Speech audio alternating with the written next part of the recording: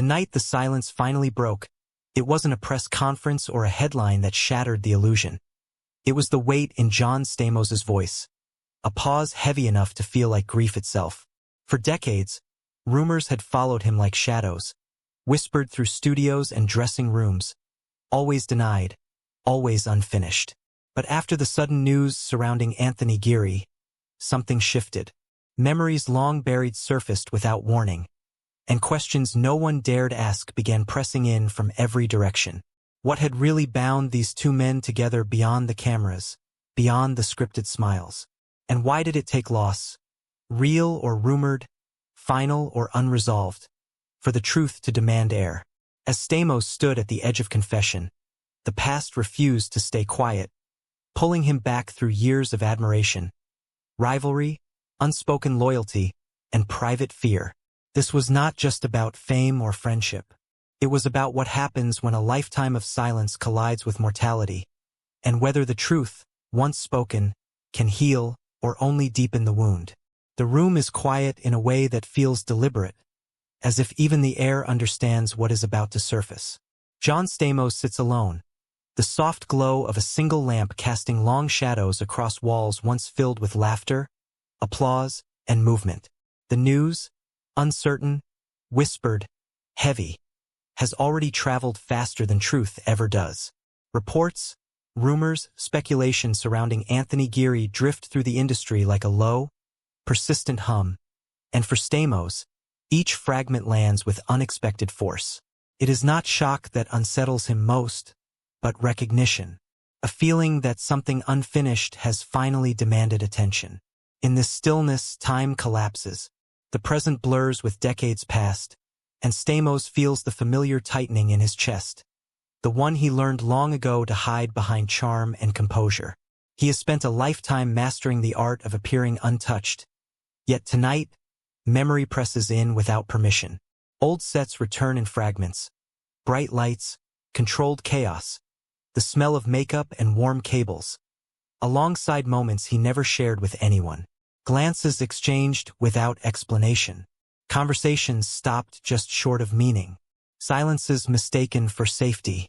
The psychological weight is immediate. Stamos understands, perhaps for the first time, that silence is not neutral. It has shape. It has consequence. He hears the echo of his own restraint, years of careful distance justified as professionalism, self-preservation, maturity. Now those reasons feel thin. The rumors surrounding Geary are less important than what they awaken. A question of responsibility. What is owed to someone who shaped your inner life without ever knowing it? What is owed to yourself after years of avoidance? He moves through the room slowly, fingertips brushing a shelf of photographs turned face down, as if images might accuse him if allowed to look back. The outside world waits, but this moment is private, internal, heavy with anticipation. He considers how easily narratives form without consent, how quickly truth becomes spectacle.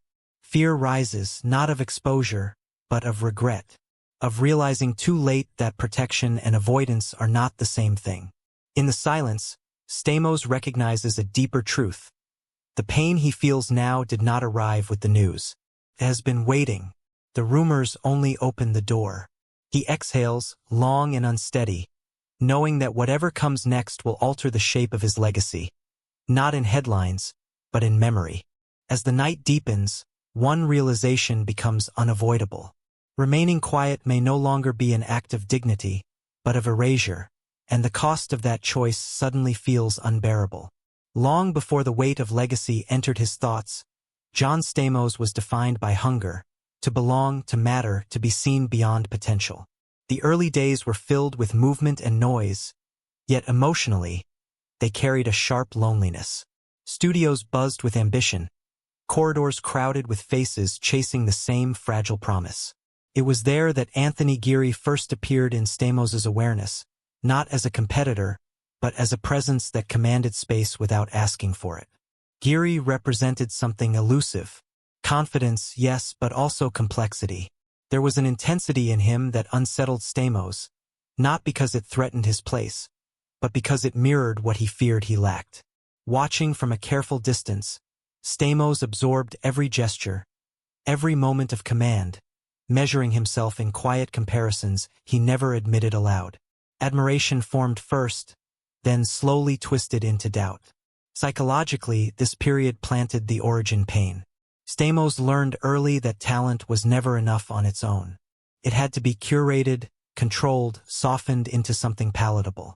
He felt the pressure to become approachable, likable, effortless. Geary, by contrast, seemed unconcerned with ease.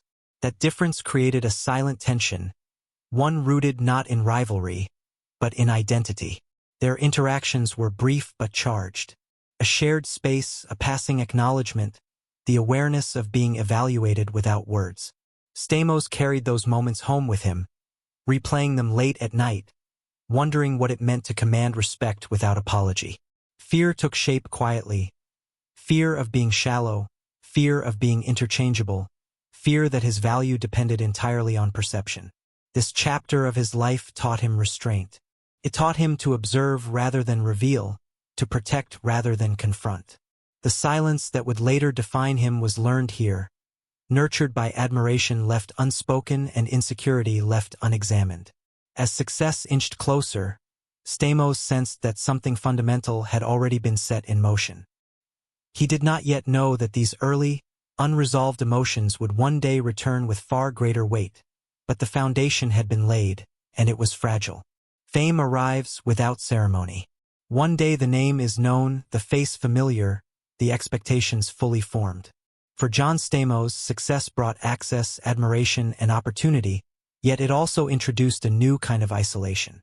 Public life expanded while private understanding narrowed.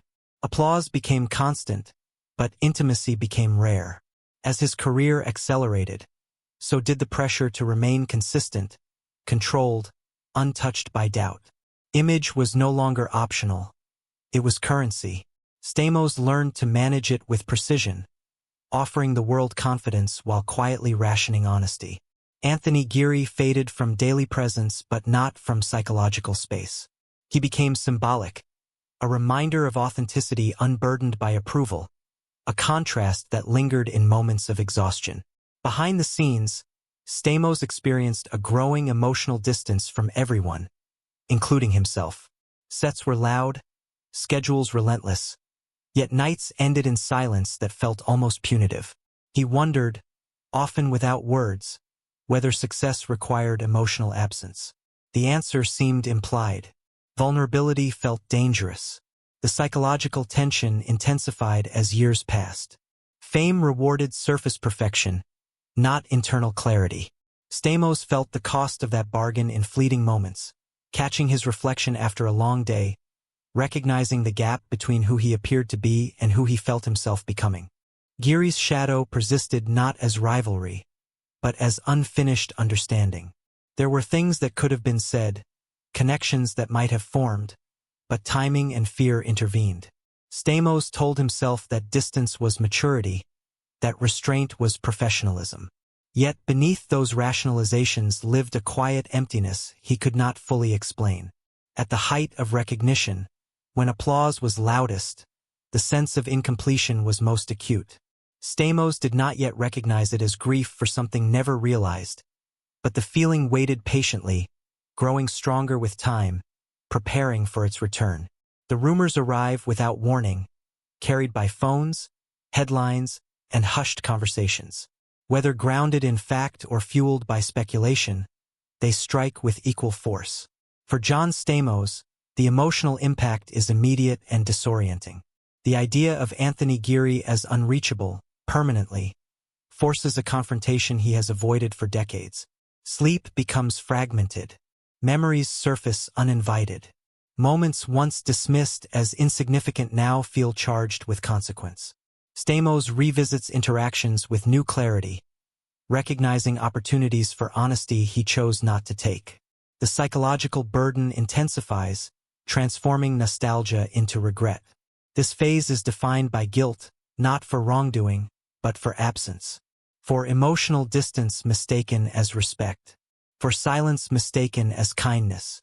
Stamos feels the weight of time irreversibly lost, and with it, the realization that some truths cannot be shared retroactively. Isolation deepens. Fame offers no refuge here. The public persona feels irrelevant against the private reckoning unfolding in quiet rooms and sleepless hours. Stamos questions the narrative he has protected for so long, wondering who it truly served. Fear gives way to self-reproach, and self-reproach to an aching need for resolution. The rumors, true or not, have already done their work. They have stripped away illusion, leaving behind the raw truth of unfinished connection. Stamos understands now that silence does not preserve dignity. It preserves uncertainty. As the emotional weight reaches its peak, a decision forms slowly but decisively. The truth, whatever shape it takes, must finally be acknowledged. The cost of speaking is high, but the cost of remaining silent is higher still. Standing at the edge of confession, Stamos knows that once he steps forward, the past will no longer belong only to him. The act of speaking does not arrive as release, but as responsibility. John Stamos approaches truth carefully, aware that words, once offered, cannot be reclaimed. This final phase is quieter, reflective, shaped by acceptance rather than resolution. He understands now that legacy is not defined by roles played or accolades earned, but by honesty embraced when it is most difficult. Anthony Geary's presence remains, not as rumor, not as myth, but as influence. A catalyst for self-examination that arrives late, yet still matters. Stamos reframes his past not with regret alone, but with compassion for the fear that shaped it. He acknowledges the cost of restraint, the emotional toll of choosing safety over vulnerability. This is not a public reckoning, but a personal one, unfolding with humility rather than drama. In accepting the truth, Stamos does not claim absolution. He claims awareness. He allows the complexity of connection, admiration, and silence to coexist without simplification. The need to protect an image dissolves, replaced by the desire to honor experience honestly. The story does not end with closure, but with understanding. Some wounds remain, but they no longer define him. They guide him instead, shaping a legacy grounded not in perfection, but in reflection. As the final words leave him, the silence that follows is different. No longer heavy with avoidance, but open with possibility. Yet even now, one question lingers in the quiet.